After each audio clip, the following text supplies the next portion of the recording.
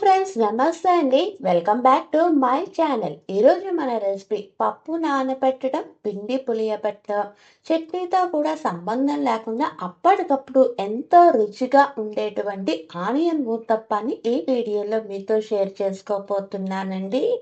ముందుగా ఒక mixie jar తీసుకొని దీనిలోకి 1 కప్ ఉప్మా రవ్వ, అదే సుజీ రవ్వ అంటాం కదండి, దీన్ని తీసుకొని ఫైన్ పౌడర్గా చేసుకోవాలన్నమాట.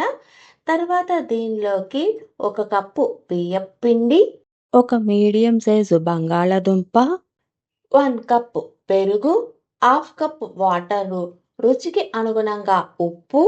ఇలా తీసుకున్న అన్ని ఇంగ్రీడియంట్స్ని వెన్నలాగా రుబ్బుకోవాలండి. ఇలా రుబ్బుకున్నటువంటి పిండిని ఒక బౌల్లోకి ట్రాన్స్ఫర్ చేసుకుని దీనిలో సన్నగా తరిగినటువంటి ఒక మీడియం సైజు ఆనియన్, సన్నగా తరిగినటువంటి 2 పచ్చిమిరపకాయలు, సన్నగా తరిగినటువంటి ఒక రెమ్మ కరివేపాకు, సన్నగా తరుక్కున్న 1 టేబుల్ స్పూన్ కొత్తిమీర, 1 టీ స్పూన్ జీలకర్ర, పావు టీ స్పూన్ వంట సోడాను కూడా వేసుకున్న అన్ని ఇంగ్రీడియంట్స్ బాగా కలిసేటట్టు కలుపుకోవాలండి.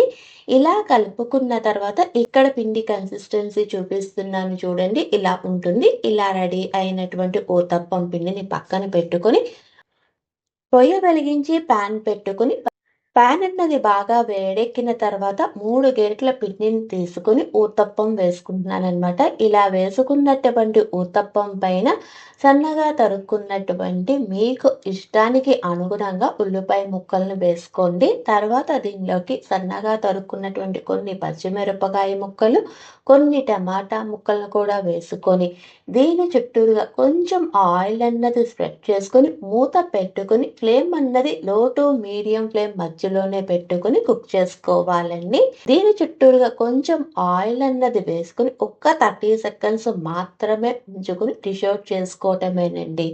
దీంట్లోని పచ్చిమిరపకాయలు అన్నీ వేసాం కాబట్టి దీనికి ఎటువంటి చట్నీ అన్నది అవసరం ఉండదు. ఒకవేళ మీకు చట్నీ కావాలి అనుకుంటే ఇంట్లో ఉండేటువంటి హోమ్ మేడ్ పికిల్స్ దీన్ని ఎంజాయ్ చేయొచ్చండి. అంతేనండి, చాలా సింపుల్గా అప్పటికప్పుడు అయిపోయేటువంటి ఆనియన్ ఊతప్పం రెడీ.